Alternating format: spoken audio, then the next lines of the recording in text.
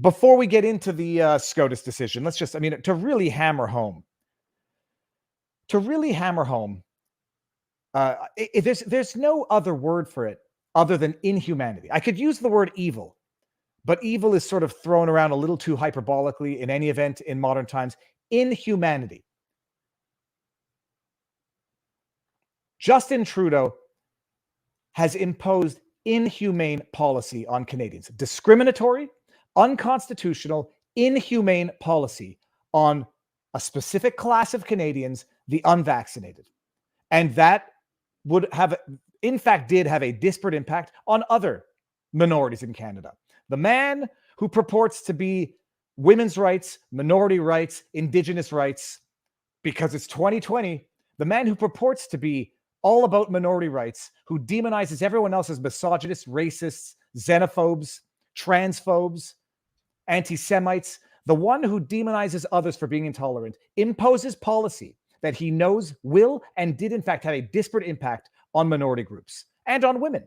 Imagine calling someone a misogynist at that Ottawa protest and basically telling a woman, if she doesn't want to submit to this medical procedure for fears that it might have to her body, that she's a misogynist extremist. Oh my goodness.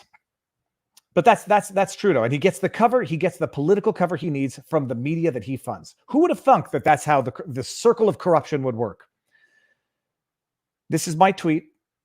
I would say it out loud. Canadians and the world must never forget Justin Trudeau is a creature of immeasurable, unconstitutional, unconscionable cruelty. You'll all recall that until this, as the CBC noted, he suspended the vaccine, travel. He just suspended them, didn't end them, didn't enact law to prohibit such unconstitutional violations in the future. Suspended it because come September, we might have to go back to more mandates. He suspended it. It's like, and now people are going to forget because by and large, it didn't affect them. 90% of Canadians are vaccinated or didn't have to get vaccinated, didn't have to suffer the inhumanity of this policy. When it was in place, that unvaccinated Canadians who were not getting exemptions because Justin Trudeau publicly stated he was going to make it exceedingly difficult to get religious exemptions. When the policy was in place, unvaccinated Canadians could not travel on airlines, airplanes, or trains. When they came back, if they left the country, they had to and still have to quarantine for no less than 14 days. But surely, Justin Trudeau is a man of the people. He wouldn't enact a policy that he knew would have and did in fact have a disparate impact on Black Canadians, Latino Canadians, and Indigenous Canadians who statistically remained under-vaccinated or underrepresented in the vaccination status than Caucasian and Asian Canadians. Surely he wouldn't impose such a discriminatory policy without providing humanitarian exceptions. Oh, no. This is from the government website, by the way. It's been updated, so you can go back and find it in the Wayback Machine.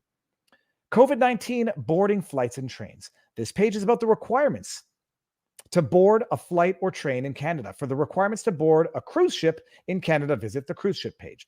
And you'll see that's the highlighted section where I clicked on exemptions to the vaccination requirement. Exemptions to the vaccine requirement. Vaccination is required for travel within and out of Canada. A valid COVID-19 test will only be accepted for one of the following limited exceptions. The following are examples of travel that would not be considered emergency and urgent travel: attending weddings and funerals, seeing, caring for sick family members.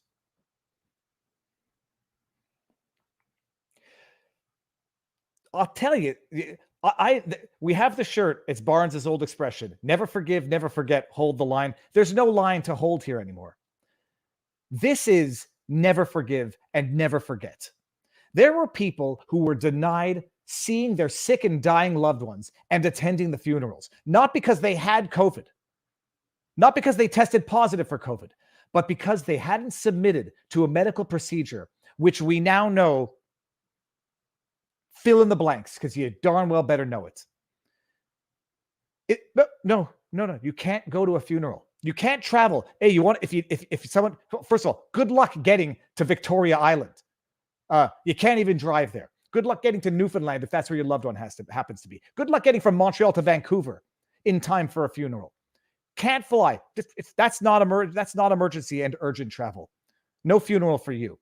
No seeing your sick or care. Not because you're positive. Not because you're sick.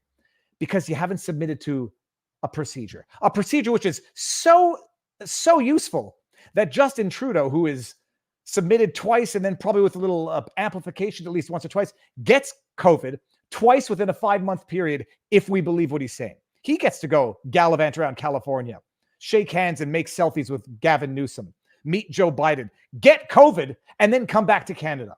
He gets to travel. But no negative test. That's not good enough. It's a punishment. It's an inhumane, unconscionable punishment. And people should never forgive and they should never forget, because this is not something that's done by accident. This is not something that's done out of incompetence. This is something that is done out of a power play and malice. Unscientific, unconstitutional, inhumane, unconscionable. And by the way, Jagmeet Singh, you're just as guilty of it right now. Oh my God, this terrible government. You know what's a way to resolve this terrible government? Call another election. No, but you don't want to do that. Your pension. Hold it off. Stave it off for another 3 years so you get your pension, so you can afford a few more of your designer bikes when you're in your 60s, a few more watches than you should have, fancy designer suits. Prop up an unconscionable leader who has done more to destroy the fabric of Canada than anyone in the history of our country. People used to make the joke that Trump was going to be the last president of the United States. I don't know what is left of what was Canada. Oh, sorry, I forgot some chats here. Rant over. Do not ever forget the torture that Justin Trudeau single-handedly imposed on Canadians. It's not because I see some people in the chat. Viva got the jab. He's a hypocrite. Shaming someone for doing something to their body is just as bad as shaming them for not doing something to their body. So everybody says, shame on you, Viva. You're a hypocrite. Congratulations. You're just as bad as the people who say you can't get on a train if you haven't been vaxxed. I told everyone quite clearly why I got vaccinated when I was running for federal office. PPC candidate infecting kindergartners in the park that he plays in because his kid was in that kindergarten probably doesn't make for the best headline. And yeah, I'll take my own risks with my own body, and I will not coerce anybody else to take risks with their own body that they don't want to take with their own body. Good luck getting to Victoria Island. You can't even drive there. Good luck getting to Newfoundland if that's where your loved one happens to be. Good luck getting from Montreal to Vancouver in time for a funeral. Can't fly.